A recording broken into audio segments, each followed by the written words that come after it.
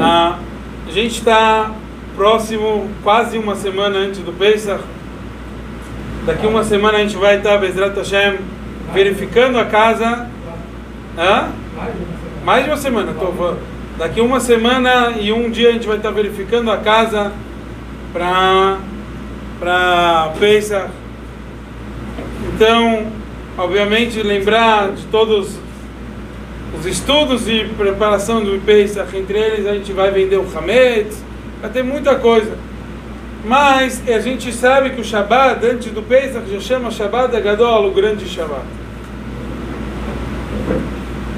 Esse, já se preparando e vamos dizer, nessa vibe que a gente chama, já nesse espírito, a gente sabe que a festa do Pesach tem dois nomes, os mais tradicionais. Tem alguns nomes, mas dois dos mais tradicionais. Um é chamado Chag HaPesach e outro é chamado Chag HaMatzot. Aonde constam esses nomes? No nosso Sidur consta Chag HaPesach, mas na Torá não está escrito a festa do Pesach. Está escrito Chag HaMatzot, a festa das Matzot. Por que a gente fala, a gente vê até no nosso Sidur, que a gente chama isso também de Chag HaPesach, e a gente de repente, na Gadá de Pesach, a gente chama isso. E por que a gente fala Chag HaPesach, se afinal, na verdade, todo mundo chama isso do Pesach, se afinal a Torá chama isso Chag HaMatzot, a festa dos Matzot. Rabbi Levi Yitzchak de Barditchev traz que Pesach é um nome que o povo judeu dá para a festa. E Matzot é o nome que Deus dá para a festa. Por quê? Porque cada um mostra o amor que ele tem com o seu cônjuge. O povo de Israel é chamado a noiva, a esposa de Deus. Deus mostra o carinho que ele tem com a gente. Então Deus fala, um povo que saiu atrás de mim, apenas com Matzot, quer dizer, com nada mais, e eu pedi para eles comerem na noite anterior à saída do Egito, Matzot, um povo que está disposto a fazer isso, eu vou sempre lembrar que é a festa que eles fizeram Matzot. Já o povo de Israel fala, um Deus que pulou as nossas casas, que salvou o nosso povo do Egito, a gente vai lembrar essa festa como a festa do Pesach, a festa que ele saltou as nossas casas.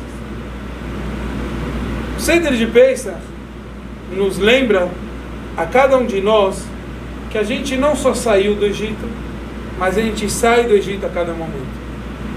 Quando a gente lembra sobre o momento, sobre essa festa do Pesach, que nem a gente falou, Deus mostrou tanto carinho conosco e a gente tem que participar. Eu me lembro que tinha um senhor que vinha na casa dos meus pais para o Seder de Pesach. Já é falecido, mas era o pai de uma tia. E eu perguntei para ele o porquê a gente faz tantos esforços para a noite do Pesach. Como ele enxerga a noite do Pesach. Se ele enxergava isso algo similar como o dia da independência, por exemplo, do Brasil, dos Estados Unidos, tem o dia da independência judaica, é o Pesach. E ele me falou que sim, que exatamente para ele sente que o Seder de Pesach é uma comemoração, como se fosse o dia da independência. Eu mencionei para ele que se fosse assim, realmente não tem lógica a gente vender o Hametz, comprar e pagar caro por Matzot. E hoje estava num grupo que o pessoal começou a mostrar a lista de coisas que estavam um absurdo nos supermercados kasher, de kasher para Pesach.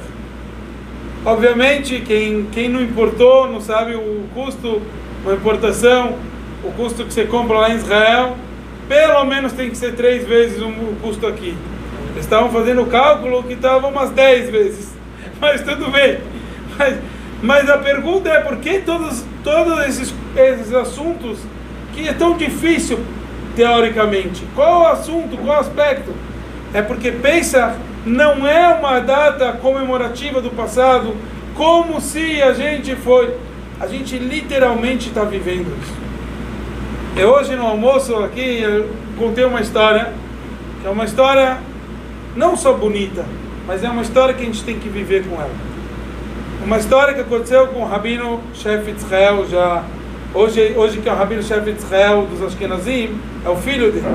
Rabino Meir Lau foi Rabino Shefetz Israel, sobrevivente do Holocausto, etc.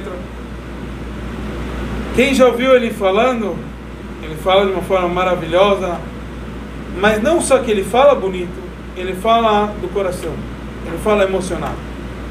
E essa história ele conta com uma emoção especial. Ele, antes de ser Rabino chefe em Israel, ele foi Rabino na famosa cidade de Tel Aviv. E quando ele era Rabino lá em Tel Aviv, ele teve que... O pai. E o Rabino Meir Lau, ele teve que verificar e averiguar sobre o paradeiro de uma pessoa que veio da Rússia, um russo que veio para Israel, e queriam saber se realmente ele era judeu, etc. Então ele foi ver, de acordo com a Halachá, de acordo com a lei judaica, todos os assuntos. E entre eles, a gente normalmente acaba aproveitando e pega testemunhos que alguém conhecia que os pais eram judeus, especialmente a mãe. Então apareceu um que falou: eu tive no Brit Milá. Então normalmente isso já é uma prova que pode ser usada para muitas coisas. Hã? Mas ainda, imagina, no regime comunista, isso mesmo. De repente, veio um outro senhor, um Rabino Chabad, e falou: eu vou falar uma coisa, muito da família dele eu não conheço, mas justo da mãe, eu tenho uma coisa para te dizer. Ela trabalhava num hospital, e lá nem sempre você ganhava salário, você ganhava também coisas, direito a... Ela ganhava um direito e ela usava bem, quer dizer, bem ou bem mal, ela acabava pegando cigarros. E ela usava um maço de cigarro por dia. Era isso que ela curtia. Só que ela sempre fumava o maço e deixava um cigarro. Durante o ano, ela juntava 365 cigarros. E ela chegava para mim e falava: eu gostaria que você vendesse, comprasse para mim farinha e produzisse para mim matzot como se deve para o Pesach. Ele falou: alguém que fazia toda essa preocupação é uma mulher judia que Rabino Meir Lau pediu para conhecer essa senhora. E ele, emocionado, falou para ela: eu comemoro o Pesach, o Seder de Pesach, obrigação de comer matzah uma noite durante o ano. E você nos ensinou como viver isso 365 dias do ano. Essa história não é só bonita para a gente contar, é para a gente viver. Quando a gente chega no Seder de Pesach, quando a gente chega no Shabbat Hagadol, a gente tem que estar perguntando como está hoje mais livre do que eu estive ontem. Como comemorar essa minha liberdade espiritual. Como ser mais livre significa o que eu vou assumir esse ano, o que eu vou assumir talvez esse Shabbat, especialmente como a gente sabe que antes do Alev Nissan, aniversário do Rebbe, que ainda não comprou aqui para aproveitar e comprar os ingressos. Então, o que eu estou fazendo para estar cada vez mais livre no meu Yiddishkeit, no meu judaísmo? Então que a gente possa aproveitar isso da melhor forma.